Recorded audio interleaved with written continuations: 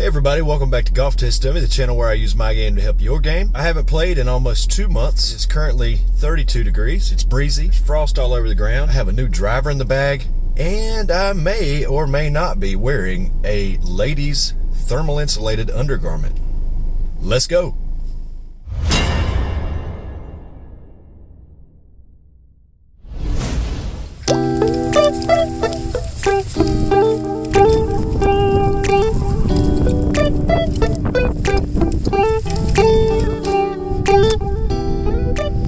I got a new belt on for you guys. It is super windy out here today. It is cold. I'm walking. New driver. First swing.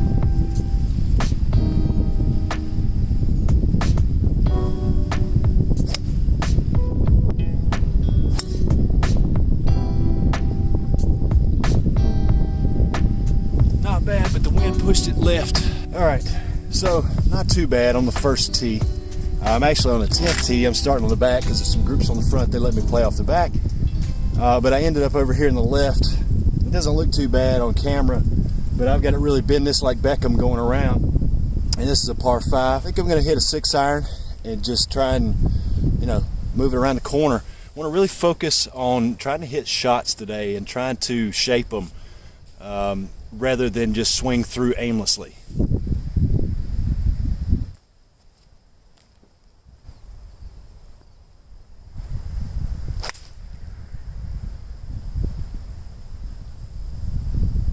That is absolutely perfect. A towering high draw, effortless. Man, I hope the whole day goes just like that shot right there. That is absolutely perfect. Man, this ended up absolutely fantastic. Dead in the middle. Great layup position. About 128 in the wintertime with a cross breeze. I mean, normally this is a pitching wedge for me. If I'm a little short here, that's okay. If I'm a little left here, that's okay. So I've got the wind coming across. Normally I hit a pretty straight shot. I don't need to add any draw to it because the wind's going to make it draw. I think I should be able to play this one kind of at the flag.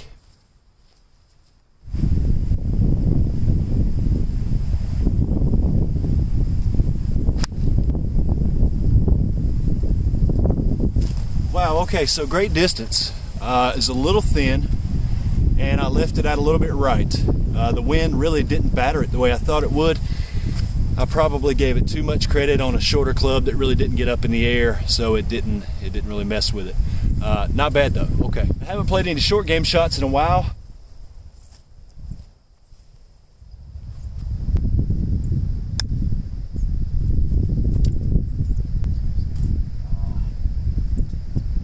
Yeah, that came out pretty hot.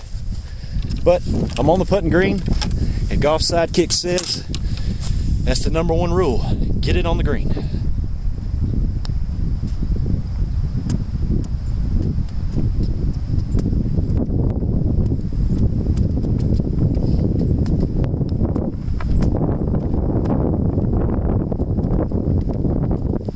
That's bogey.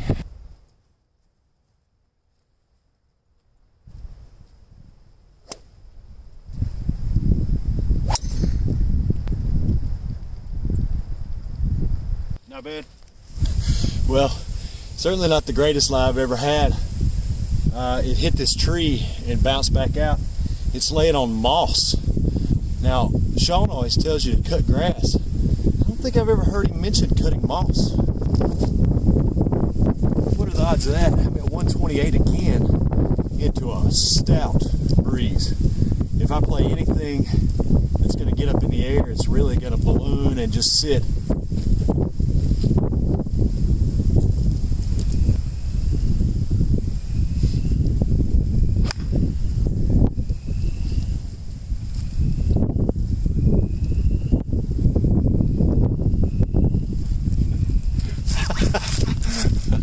Well, it was certainly low and under the wind. I topped it. It was really thin. And I think I just lost my focus at the top of my swing. It's on the green. That might be inside of 10 feet.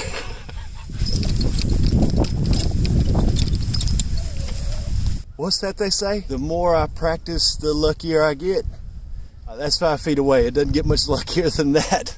But hey, I've had plenty of bad luck, so I'm due a little bit of good luck.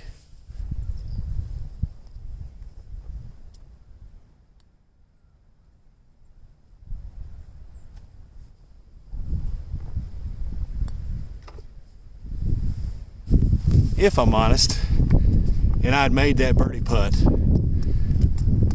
I would have felt guilty. So I'll take the par where I can get it. I'm actually, this sounds completely strange, but I'm actually a little bit glad that that birdie putt did not go in, because that would feel like cheating.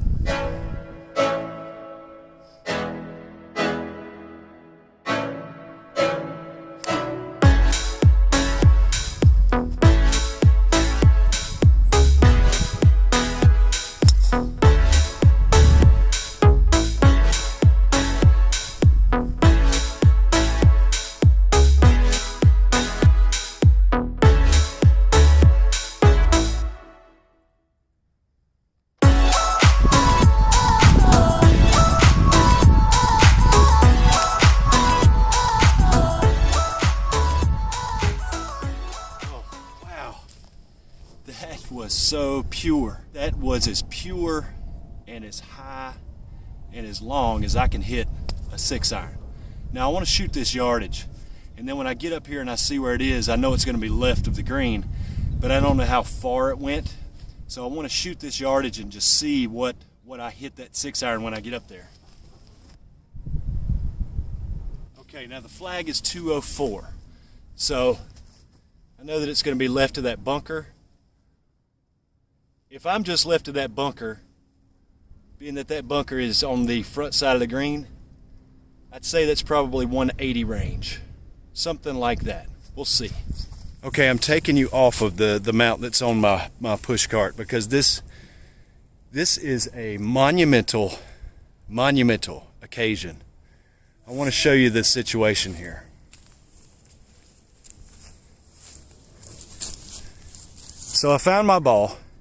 It's just short of this bunker, and you can see the flag back there behind it. Now, you have to account for the angles here. And when I look back, let me show you where I came from. I came from over here at these pine trees. All right. So the angle coming to this ball versus the angle going toward the flag, being that I made it go left. All right. It stayed dead straight instead of fading like I wanted it to fade. But if I look and I go perpendicular from my ball across and keep that at, oh deer, look deer. 4 deer. I don't know if you can see that or not. They're off in the distance. 4 deer running across the fairways out here. Anyway, if I go perpendicular to where I started, then it's about this angle where it's even with the front of the green. Now, if I look at the front of the green to where the flag was, and remember I shot 204, it looks like about 20, somewhere between 20 and 25 yards.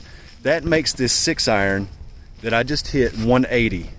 Now, I never do that. 6-iron for me at best is like, 170 maybe, and that's with a really good strike.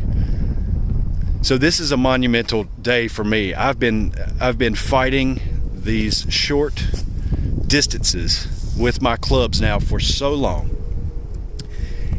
and everybody else is just blowing it miles past me. Even people who really have short swings, or they really don't put that much effort into it, or they really just don't even try, and they're hitting it past me with irons. My 7-iron was about 150 to 155. My 6-iron was about 160 to 165, and now to hit a 180 plus 6-iron finally. And I don't know if you could tell in the mic, but the wind is blowing this way. That ball may have faded. The wind is really kind of howling this direction. It didn't suspend it in the air. If anything, it knocked it sideways and probably lessened it. To finally get that kind of distance on a shot, it's huge for me, and it just proves that I'm finally on to the right approach to striking a golf ball with Shawn Clement's method. This is extraordinary for me. I know a lot of you are saying, big deal, 6-iron 180. I can hit my 6-iron 200. For me, this is huge. The wind, geez. I can't even tell you. This is the 18th here. And if you've been following the channel, if you watch me on a regular basis, you know that this hole is my nemesis. It's a par 5. It says it's about 600 yards, but in all actuality, it plays at about 13 to 1400 yards. That one and this one over here, that's the fairway. But if you go more toward this bushy pine tree and you can get through there, you cut a major corner off and make this a much easier par 5. And there's not a lot of penalty for going that way. Also, if I do leave it right like normal, it's going to find the fairway. So this is a perfect test to unleash the beast.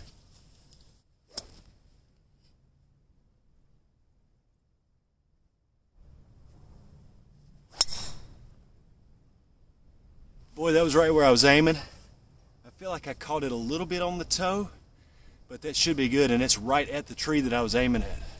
As I said, I did kind of catch that on the toe. It didn't feel like the greatest strike. It felt like a decent swing, but this one did not turn out so hot. So again, growing pains with the driver. I'm going to punch a 6-iron through the trees here. Right over this onion right there. Let's put a little draw on it.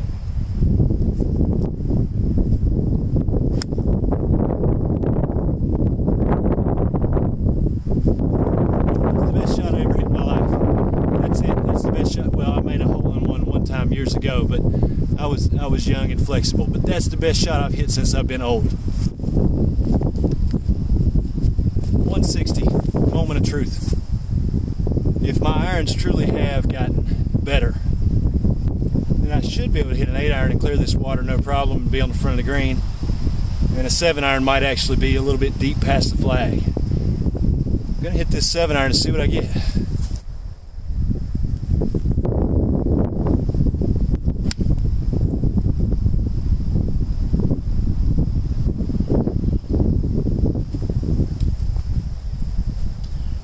Well, it's over, but I did not catch it great.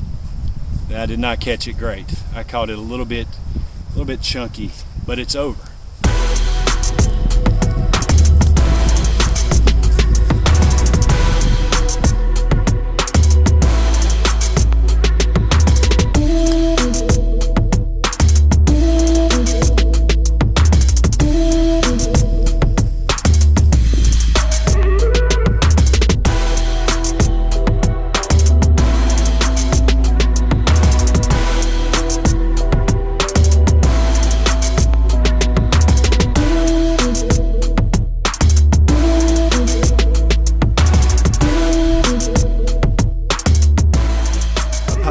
That I'm recording off-site now, but it was just so windy out there. I couldn't record a wrap up while I was out on course. The wind really started to pick up there.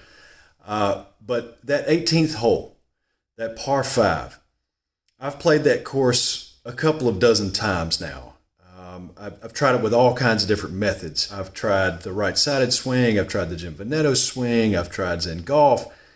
And in all of those attempts at the 18th hole, I have never parred that hole. There's always something that ends up getting in my way, something that prevents me from putting a 5 on the card on that hole. And that day was the first day that I had ever put a par down on the 18th hole. That's pretty special. That coupled with the fact that I hit a couple of just booming 6-irons, I was getting great distances and really controlling my ball flights, and I was able to hit different shots on such a cold, blustery, windy day. It was a great feeling. Now, I'll say this. You saw that I hit some bad shots as well. Some of those were not the greatest shots in the world, but you know, you can't expect too much coming out of the gate to see the positives that I saw and to see them without having played for 2 months prior to that. and to be in those kind of conditions, and then never having actually used this method anywhere else except for about a 10-minute warm-up on the driving range that morning and just working in my garage, indoor training, to come out and get the results that I got. Man, it was just something really good to see. And I hope you enjoyed this course vlog, the first time on course with the Shawn Clement method, the Wisdom in Golf method. I hope you're enjoying this series. I've got plenty more to come. I've got more lessons with Shawn coming up. I've got just tons of good stuff, I believe, coming in the future. On top of that, we've still got the Sundays at 3 with GTD. Comes out every Sunday, 3 p.m. Eastern Standard Time. The videos that I release on a normal basis are Tuesdays at 3 Eastern Standard Time. And it looks like now a lot of the product reviews or sort of other category videos, I may end up putting out at Thursday at 3. You've probably seen the driver video, the driver unboxing that I put out on Thursday at 3. So I may be up to 3 videos a week now, and that is a pretty tall order. I'm putting in a lot of effort and a lot of time to bring you guys content, to get you better content, to do better, to be a better YouTuber, and earn the subscriptions and the views and the good comments that I see so often from so many of you. I appreciate every last one of you out there. I try to respond to every comment, and I hope that those responses are satisfactory to you. Continue to go Sundays at 3 and leave me comments in that section. I do a Q&A a lot of the times on those Sunday videos, so continue to do that for me. I appreciate all the support. Special thanks to Shawn for letting me be on the podcast and working with me through this so that I don't have to go it alone. I hope all of you will reach out as well, maybe if you see this, and try to get some of the same just great stuff that I've gotten from exploring wisdom in golf. Plenty more to come. Stay tuned, and I'll see you in the next video.